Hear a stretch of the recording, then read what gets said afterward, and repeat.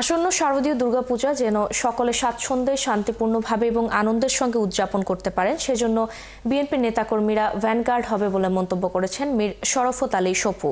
শুক্রবার মুন্সিগঞ্জের শ্রীনগর উপজেলার ভাগ্যকুলে হরেন্দ্রলাল স্কুল মাঠে শারদীয় দুর্গাপূজা উপলক্ষে উপহার সামগ্রী বিতরণ শেষে সাংবাদিকদের সঙ্গে আলাপকালে তিনি এই মন্তব্য করেন। মীর শরফত আলী সপু বলেন, বিএনপি সর্বদা জনগণের অধিকার ও গণতন্ত্রের রাজনীতিতে বিশ্বাস করে। দখল বা সন্ত্রাসের মাধ্যমে কখনো জনগণকে দমন করে না, বরং সাধারণ মানুষের পাশে থেকে তাদের অধিকার আদায়ে কাজ করে। এর আগে শ্রীনগরের বালাসুর নতুন বাজার খালপাড় এলাকায় আরাফাত রহমান কোকো স্মৃতি সংসদ আয়োজিত বিএনপির ভারপ্রাপ্ত চেয়ারম্যান তারেক রহমানের ঘোষিত ৩১ দফার কর্মশালা হয়। বিএনপি সবসময় উন্নয়নের কাজ করে, বিএনপি সবসময় মানুষের পাশে থাকে।